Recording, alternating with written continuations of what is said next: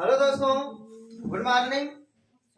दोस्तों, आज हम लोग इस वीडियो में भारतीय संविधान अर्थात इंडियन पॉलिटी का अनुच्छेद का पार्ट 3 पढ़ने वाले हैं हम लोग। दोस्तों, इस पार्ट 3 में हम लोग अनुच्छेद 48 से लेकर के और अनुच्छेद 51 के सभी भागों को कवर अप करने वाले हैं। मैंने आपको अपने पिछले वीडियो में पार्ट 1 और पार्ट 2 में अनुच्छेद 1 से लेकर अनुच्छेद 47 तक करा दिया है। दोस्तों, मैं उम्मीद करता हूं कि आपको बहुत ही अच्छे समझ में आ गया होगा। आज हम लोग इस वीडियो में अनुच्छेद 48 से लेकर अनुच्छेद 51 तक पढ़ेंगे और 51 में दोस्तों 51 के जितने भी मूल कर्तव्य हैं अर्थात 51A अर्थात दोस्तों 51A में मूल कर्तव्य है और मूल कर्तव्य को 42वें संविधान संशोधन के द्वारा जोड़ा गया। इस पर हम लोग आगे बात करेंगे। तो 51A में अर्थात मूल कर्तव्यों की संख्या 11 है। तो हम लोग 11 मूल कर्तव्यों को भी इस वीडियो में पढ़ने वाले हैं। तो आइए बिना देर के हुए हम लोग वीडियो की शुरुआत करते हैं। दोस्तों, सबसे पहले मैं आपको बताऊं अनुच्छेद 48। अनुच्छेद 48 क्या कहता है? इंपॉर्टेंट क्वेश्चन है। कृषि एवं पशुपालन। कृषि और पशुपालन का उल्लेख अनुच्छेद 48 में है, 48 में है। अनुच्छेद 48A। अनुच्छेद 48A क्या कहता है? पर्यावरण का संरक्षण और संवर्धन तथा वन एवं वन्य जीवों की रक्षा। सिंपल में याद रखिए, कृषि और पशुपालन है 48 में और 48 में कृषि करेंगे और पशुपालन करेंगे तो दोस्तों पर्यावरण की रक्षा भी करेंगे और वन लगाएंगे, वन्य की जीवों की रक्षा करेंगे 48A। तो ध्यान रखिएगा, कृषि एवं पशुपालन 48 में, पर्यावरण का संरक्षण अर्थात एक तरह से पर्यावरण की रक्षा करना हमारा जो है कर्तव्य है और साथ ही साथ उसमें वृद्धि करेंगे, वन लगाएंगे और वन्य जीवों की रक्षा करेंगे। यह 48A में कहा गया है। तो पर्यावरण का संरक्षण तथा वन और वन्य जीवों का संरक्षण किस अनुच्छेद में है? 48A में है। कृषि एवं पशुपालन का उल्लेख किस अनुच्छेद में किया गया है? अनुच्छेद 48 में किया गया है। चलिए अनुच्छेद 49 की बात करते हैं। राष्ट्रीय महत्व के स्मारकों, स्थानों व वस्तुओं का संरक्षण। दोस्तों, राष्ट्रीय महत्व के स्मारक जैसे इंडिया गेट, तो राष्ट्रीय महत्व के जो स्मारक हैं उनकी रक्षा करना हमारा कर्तव्य है, मूल कर्तव्य है। इसका उल्लेख अनुच्छेद 49 में दिया गया है। सीधा सीधा क्वेश्चन ऐसे पूछा जाता है कि राष्ट्रीय महत्व के स्मारकों, स्थानों और वस्तुओं का संरक्षण किस अनुच्छेद में है? अनुच्छेद 49 में है।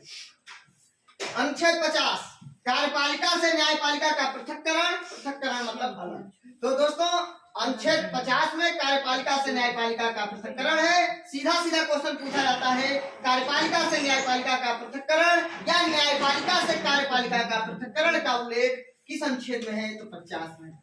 दोस्तों, न्यायपालिका का मतलब न्याय देने वाली संस्था जैसे सुप्रीम कोर्ट हो गया। कार्यपालिका सरकार। तो कार्यपालिका और न्यायपालिका के भी जो पृथक्करण है उसका उल्लेख अनुच्छेद 50 में किया गया है। अनुच्छेद 51 अंतरराष्ट्रीय शांति और सुरक्षा की अभिवृद्धि। अंतरराष्ट्रीय शांति और सुरक्षा की वृद्धि अनुच्छेद 51 में दिया गया है। दोस्तों, क्वेश्चन डायरेक्ट पूछा जाएगा विदेश नीति का उल्लेख किस अनुच्छेद में है? तो अनुच्छेद 51 में है। विदेश नीति अर्थात अंतरराष्ट्रीय शांति और सुरक्षा की अभिवृद्धि अनुच्छेद 51 में है। दोस्तों, अगर युद्ध छिड़ा हुआ है तो अंतरराष्ट्रीय स्तर पर तो एक तरह से उसमें समरसता बनाए रखना, शांति बनाए रखना, यह अनुच्छेद 51 में दिया गया है। ध्यान रखिएगा। मान लीजिए भारत और पाकिस्तान के बीच युद्ध हो जाए या चीन के बीच युद्ध हो जाए तो कोशिश ये किया जाए पहले अंतरराष्ट्रीय शांति और सुरक्षा की व्यवस्था पहले किया जाए। यह कौन सा उल्लेख करता है? अनुच्छेद 51। विदेश नीति का उल्लेख अनुच्छेद 51। अब हमारी बात ध्यान से सुनिएगा। अनुच्छेद 51A। अनुच्छेद 51A यहाँ 51 है ना, यहाँ पे क्वेश्चन पूछा जाएगा। ध्यान से बात को समझिएगा कि शांति और सुरक्षा की अभिवृद्धि संविधान में किसके अंतर्गत आता है? तो राज्य के नीति निर्देशक तत्वों के अंतर्गत आएगा। अनुच्छेद 49 किसके अंतर्गत आएगा? राज्य के नीति निर्देशक तत्वों के अंतर्गत आएगा। 50 किसके अंतर्गत आएगा? राज्य के नीति निर्देशक तत्वों के अंतर्गत आएगा। 48 ए किसके अंतर्गत आएगा? तो राज्य के नीति निर्देशक तत्वों के अंतर्गत आएगा, क्योंकि 36 से 51 तक है आपका राज्य के नीति निर्देशक तत्व। समान कार्य के लिए समान वेतन का उल्लेख जो दिया गया है वह राज्य के नीति निर्देशक तत्वों के अंतर्गत आएगा। निःशुल्क विधि सहायता, गरीबों को विधि सहायता निःशुल्क में दिया जाएगा, यह राज्य के नीति निर्देशक तत्वों के अंतर्गत आएगा। ये सारे बातें ध्यान रखिएगा।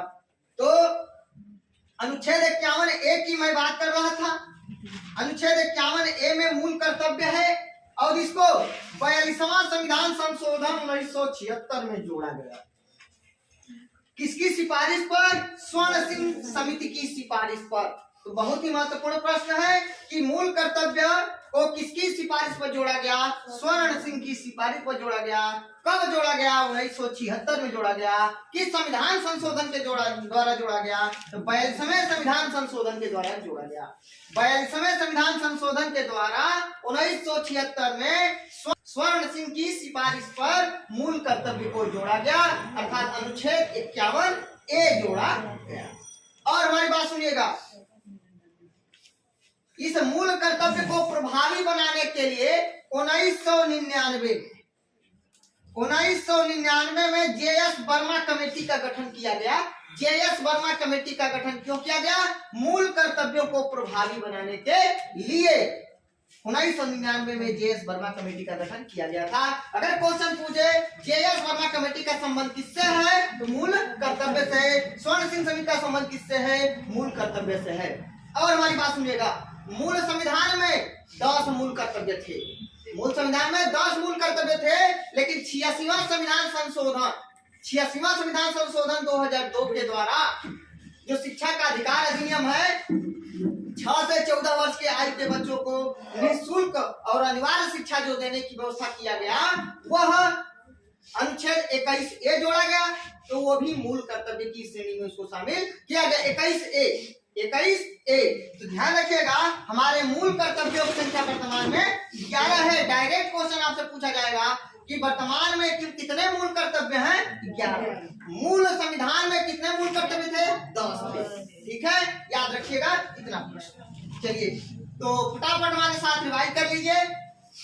कृषि एवं पशुपालन का उल्लेख किस अनुच्छेद में? 48। अनुच्छेद 48 में। पर्यावरण का संरक्षण तथा संवर्धन और वन एवं वन्य जीव संरक्षण किस अनुच्छेद में? 48 ए में है। राष्ट्रीय महत्व के स्मारकों, स्थानों व वस्तुओं का संरक्षण 49। इंडिया गेट की जो सुरक्षा का उल्लेख है किसमें है? 49, क्योंकि वह राष्ट्रीय स्मारक है।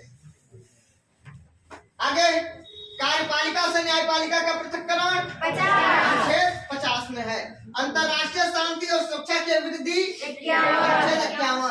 विदेश नीति का उल्लेख 51 में है। मूल कर्तव्य का उल्लेख अनुच्छेद 51 हमारे देश के सभी नागरिकों का मूल कर्तव्य है। हमारे देश के सभी नागरिकों का मूल कर्तव्य है, इसका उल्लेख अनुच्छेद 51 ए में दिया गया है। मूल कर्तव्य को किस संविधान संशोधन के द्वारा जोड़ा गया? 42वां संविधान संशोधन कब? 1976 में। मूल कर्तव्य को किसके सिफारिश पर जोड़ा गया? स्वर्ण सिंह की समिति पर। स्वर्ण सिंह समिति कब? 1976। मूल कर्तव्य को प्रभावी बनाने के लिए कौन सी कमेटी का गठन किया गया था? जेएस वर्मा कमेटी का गठन किया गया था। कब किया गया था? 1999 में। मूल संविधान में कितने मूल कर्तव्य थे? 10। वर्तमान में कितने मूल कर्तव्य हैं? इतने आपको समझ में आ गए होंगे। अब हम आगे बढ़ते हैं। देखिए, अब हमारे मूल जो कर्तव्य है 11, ये बहुत ही इंपॉर्टेंट है। आगे हम लोग एक एक करके समझते हैं। या पुलिस के पेपर के दृष्टिकोण से तो और महत्वपूर्ण हो जाता है। पुलिस ही नहीं और भी सारे पेपर में पूछे जाते हैं। चलिए आगे देखते हैं। अनुच्छेद 51 ए का ए। कभी कभी आपको पेपर में 51 ए न देख करके 51 को दे देता है, और क का 1 2 3 4 5 6 7 8 9 10 और 11 दे देगा, या 51 क का ABCDEFGHIJK करके देगा। तो घबराना नहीं है। आप आइए समझते हैं अनुच्छेद 51 ए में क्या कहा गया है। संविधान का पालन करें और उसके आदर्शों, संस्थाओं, राष्ट्रध्वज और राष्ट्रगान का आदर करें। याद रखिएगा, राष्ट्रगान के आदर करने की बात किया गया है, लेकिन अगर दे देगा क्या अपने माता पिता और गुरुओं का आदर करना, यह मूल कर्तव्य में आएगा? नहीं आएगा। याद रखिएगा, पेपर में अगर आ गया कि निम्नलिखित में से कौन मूल कर्तव्य श्रेणी में आता है, तो दे देगा कि राष्ट्रध्वज का आदर करना तथा अपने माता पिता तथा गुरुओं का आदर करना। तो ये गलत हो जाएगा, क्योंकि राष्ट्रध्वज तो दिया ही है, राष्ट्रगान भी दिया है, लेकिन साथ में जोड़ दिया माता पिता और गुरुओं। तो माता पिता और गुरुओं का उल्लेख हम इसमें नहीं किया गया है मूल कर्तव्य में। याद रखिएगा, नहीं तो आपका आंसर गलत हो जाएगा। तो ध्यान रखिएगा, राष्ट्रध्वज और राष्ट्रगान का आदर करने की बात किया गया है अनुच्छेद 51 ए में, या 51 ए के क में, या अनुच्छेद 51 ए के पार्ट 1 में। ठीक है, रोमन का 1 दे सकता है, या एक गिनती का लिख सकता है, या क लिख सकता है, या ए लिख सकता है। ध्यान रखिएगा। चलिए दूसरी अनुच्छेद 51 ए का बी। अनुच्छेद 51 ए के बी में क्या है? स्वतंत्रता के लिए हमारे राष्ट्रीय आंदोलन को प्रेरित करने वाले उच्च आदर्शों को हृदय में संजोए रखें तथा उसका पालन करें। तो पहला है भैया, अपने देश के संविधान का पालन करते हुए राष्ट्रध्वज और राष्ट्रगान का आदर करेंगे। दूसरे में कहा भैया, राष्ट्रीय आंदोलन को प्रेरित करने वाले जो आदर्श हैं उनको संजोए रखेंगे, उसको हृदय में बनाए रखेंगे। तो पहला में राष्ट्रध्वज और राष्ट्रगान का सम्मान, और दूसरे में आपका आ जाएगा राष्ट्रीय आंदोलन। बस सिंपल याद करो, पहला में है राष्ट्रध्वज और राष्ट्रगान का सम्मान, आदर करना, और दूसरे में है राष्ट्रीय आंदोलन। इस तरह से आपका काम बन जाएगा। तीसरा देखते हैं अनुच्छेद 51 ए का सी। अनुच्छेद 51 ए का सी, इसमें क्या है भाई? भारत की प्रभुता, एकता और अखंडता की रक्षा करें और उसे अक्षुण्ण रखें। सबसे पहले भैया हम अपने संविधान का पालन करते हुए राष्ट्रध्वज और राष्ट्रगान का आदर करेंगे, उसका सम्मान करेंगे। दूसरे नंबर पर राष्ट्रीय आंदोलन को अपने जो प्रेरित करेंगे, उसको सजाए रखेंगे अपने हृदय में। ठीक है, उसका पालन करेंगे। और तीसरे नंबर पर जो आएगा, अपने देश की एकता और अखंडता को हम बनाए रखेंगे, उसकी रक्षा करेंगे। चलिए 3 याद हो गया। चौथा देखते हैं 51 ए का डी। देश की रक्षा करें और आह्वान किए जाने पर राष्ट्र की सेवा करें। जब भी मौका मिले राष्ट्र की सेवा करने का, तो राष्ट्र की सेवा के लिए तत्पर रहें। एक में क्या हो गया? राष्ट्रगान और राष्ट्रध्वज। 2 में राष्ट्रीय आंदोलन। 3 में क्या हो गया? एकता अखंडता। ठीक है, और 4 में कहा गया आपके देश सेवा, राष्ट्र सेवा, देश सेवा। 5 में 51 ए का ई। भारत के सभी लोगों में समरसता और सम्मान, भातृत्व की भावना का निर्माण करें, जो धर्म, भाषा और प्रदेश या वर्ण पर आधारित सभी भेदभाव से परे ऐसी प्रथाओं का त्याग करें जो स्त्रियों के सम्मान के विरुद्ध हो।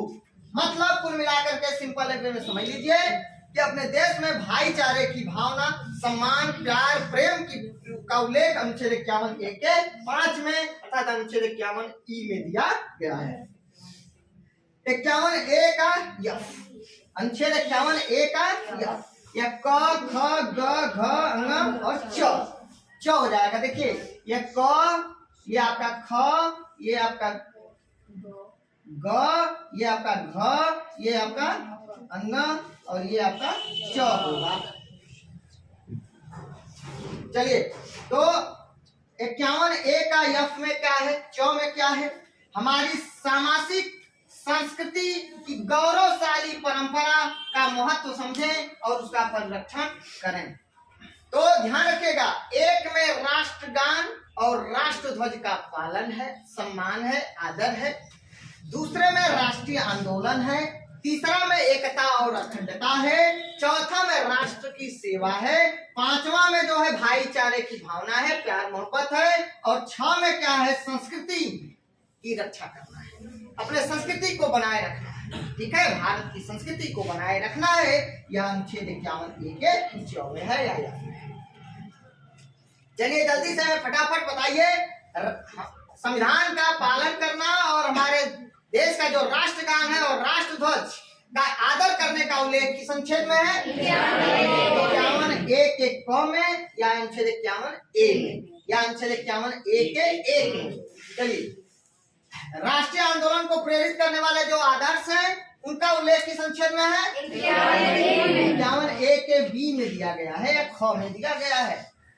एकता, अखंडता, प्रभुता, एकता और अखंडता का उल्लेख 51C में है। देश की रक्षा करें और राष्ट्र सेवा करें 51A के D में या घ में। समरसता, सम्मान, भाईचारे, बंधुत्व की भावना का उल्लेख अनुच्छेद 51E में है या अंग में है। उसके बाद है हमारे देश की जो संस्कृति है उसको गौरवशाली बनाने का उल्लेख किस अनुच्छेद में है? 51A के F में है, च में है। चलिए आगे बढ़ते हैं। अनुच्छेद 51A का G बहुत मोस्ट इम्पोर्टेंट है। प्राकृतिक पर्यावरण की, जिसके अंतर्गत झील, नदी, वन्य जीव की रक्षा करें, संवर्धन करें तथा प्राणी मात्र के लिए दया भाव रखें। ये 51A का G है। वेरी इंपॉर्टेंट क्वेश्चन है, याद रखिएगा। अगर आपसे क्वेश्चन पूछ दे वन, झील, नदी का उल्लेख संविधान के किस अनुच्छेद में है? 51A का G में है। आगे 51A का H, यानी ये छ हो जाएगा, ये आपका ज हो जाएगा, ये झ हो जाएगा, ये य हो जाएगा, हाँ, और ये ट हो जाएगा। चलिए देखते हैं।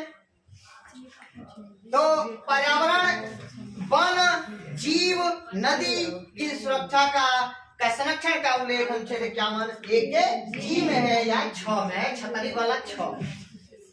51A के H में क्या है, यानी ज, वैज्ञानिक दृष्टिकोण, मानववाद और ज्ञानार्जन तथा सुधार की भावना का, यानी वैज्ञानिक दृष्टिकोण, इसका उल्लेख है अनुच्छेद 51A के H में। ये भी वेरी इंपॉर्टेंट। सार्वजनिक संपत्ति को सुरक्षित रखें, 51A के I, जो सार्वजनिक संपत्ति है उसकी संपत्ति है उसकी सुरक्षा करना हमारा दायित्व है, हमारा मूल कर्तव्य है। इसका उल्लेख अनुच्छेद 51A के I में है। अनुच्छेद 51A का J, देखिए यहाँ पे 51A का ये J और ये 51A का K। देखिए अनुच्छेद 51A का J में क्या है? व्यक्तिगत और सामूहिक गतिविधियों के सभी क्षेत्रों में उत्कर्ष की ओर बढ़ने का सतत प्रयास करें, जिससे राष्ट्र निरंतर बढ़ते हुए प्रयत्न और उपलब्धि की नई ऊंचाइयों को छू ले। यानी व्यक्तिगत और सामूहिक गतिविधियों, मतलब सामूहिक स्तर पर किसी भी तरह से अपने देश को नई ऊंचाइयों तक ले जाने का प्रयास करें। इसका उल्लेख अनुच्छेद 51A के J में दिया गया है।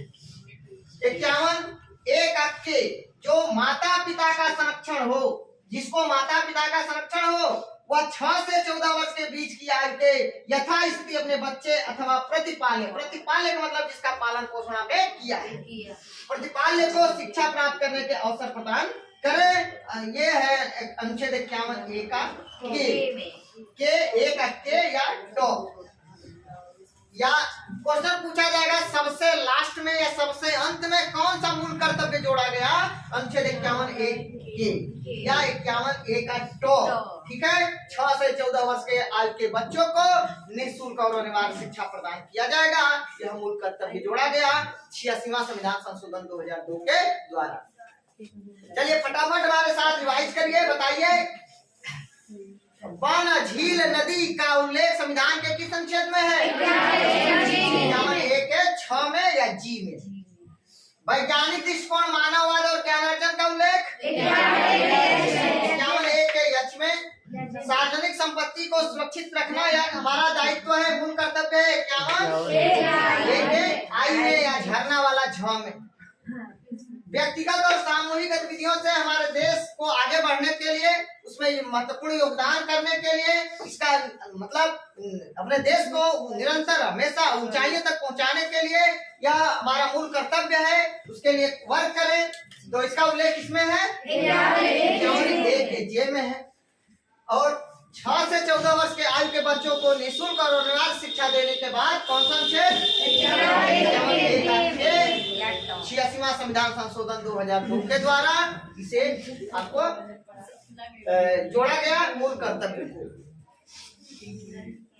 दोस्तों, मैं उम्मीद करता हूं कि आपको अच्छे समझ में आ गया होगा। आप लोग स्क्रीनशॉट ले सकते हैं।